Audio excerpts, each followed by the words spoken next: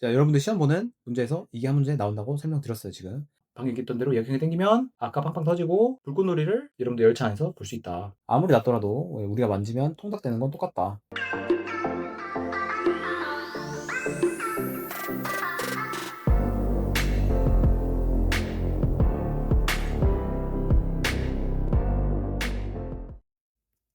네, 안녕하십니까. 관제 6장 전철 전력 수업 맡은 이탈 강사 철도왕입니다. 오늘도 한번 쉽고 재밌게 설명 시작해 보도록 하겠습니다. 자, 먼저 철도 동력 방식에 대한 분류인데 크게 중요하진 않습니다. 중기철도, 전기철도, 내연기철도. 내연기철도가 뭔가요? 디젤 말하는 거예요. 증기는 이제 없죠. 관광 빼고. 그럼 이것도 시험에 나오는 부분이 아닙니다. 전철은 이제 어디서? 강원도 이제 댐에서 이제 전기를 받는 급전, 그 다음에 그거를 지하철에 맞게 바꿔주는 변전, 그 다음에 지하철 쓰는 부하설들이 나눠져 있는데 크게 중요한 거 아니고요. 전기철도 효과 이런 것도 관제뿐만 아니라 기관사 책에도 똑같이 써져 있는데 이런 거 잘 안 나와요. 그냥 전기철도 효과 좋죠.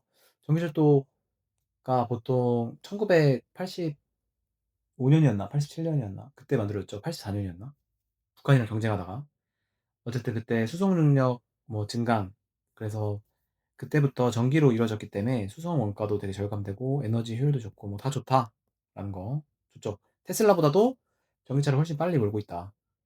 그다음에 전기철도 분류인데 이제 크게는 교류와 직류로 나뉘어요. 그다음에 직류는 전압별로 나눠져 있죠. 위에 있는 그 전압별. 자, 근데 이게 이종 면허에서도 기관사 그 책에서도 똑같이 나와 있는데 시험에 되게 비슷한 게 자주 나오거든요. 이따 이거 꼭 알아주세요. 상전주라고 외우세요. 암기 상전주. 그래서 상별, 주파수별, 전압별. 교류는 이렇게 돼 있잖아요. 그래서 이거를 정현파라고 하는데 직류 같은 경우에는 전압이 일정합니다. 전압과 위상이 일정해요. 근데 교류 같은 경우에는 전압과 위상이 바뀌어요. 이렇게 들쑥날쑥. 그래서 25,000V. 근데 그 직류 같은 경우에는 1,500V를 사용하고 있고.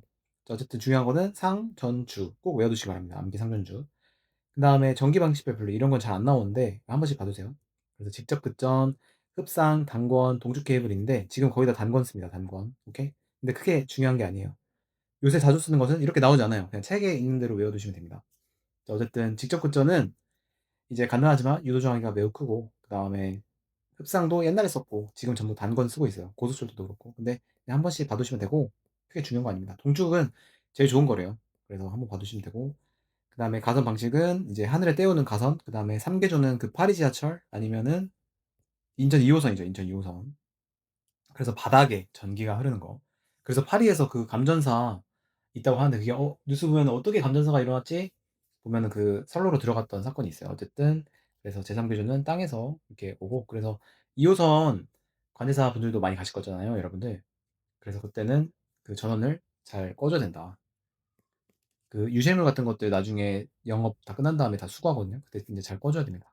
자, 그다음에 조가 방식별 분류인데 이것도 크게 중요한 건 아닌데 그냥 직접 조가는 이제 노면 전차처럼 적은 전압 쓰는 거 아니면 커티놀이는 이제 교류 같은 거 여러분들이 생각하는 그 전차선 강체 조가는 박혀 있는 거예요. 그냥 그 콘크리트 그 시멘트에 같이 이렇게 박혀 있어가지고 단면적을 축소시켜주고 해서 지하에서 쓰고 도시철도 그러니까 서울교통공사, 부산교통공사 이런 도시철도에서 많이 사용하고 자, 어쨌든 중요한 거는 이런 거 받으시고 상전주는 무조건 외워두셔야 됩니다, 여러분.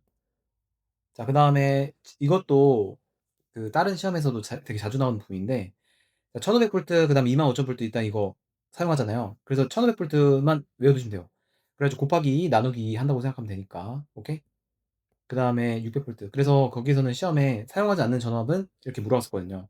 그래서 1500V를 알아두시고 이런 건 너무 딥하기 때문에 그렇게 나누어 주셨으면 좋겠습니다. 그냥 한 번 정도만 가세요. 25000 그다음에 20000V 그다음에 3상 교류식이 있다.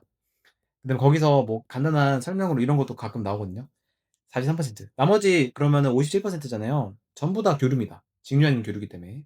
그래서 그거 하나 봐두시고 그래서 직류가 상대적으로는 덜 쓴다. 왜냐면 도시철도에서 자주 사용하기 때문에. 왜 도시철도에서 많이 사용할까요? 그거는 도시철도 대부분 다 지하입니다. 왜냐면 위에는 이제 아파트 지어야죠. 그렇기 때문에 직류 도시철도의 특징은 단면적을 되게 좁게 만들 수 있어요. 전압이 낮기 때문에.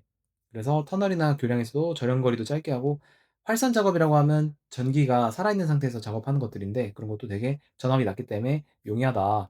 근데 아무리 낮더라도 우리가 만지면 통닭되는 건 똑같다. 그다음에 인제 통신 정보에 대한 유도 장애가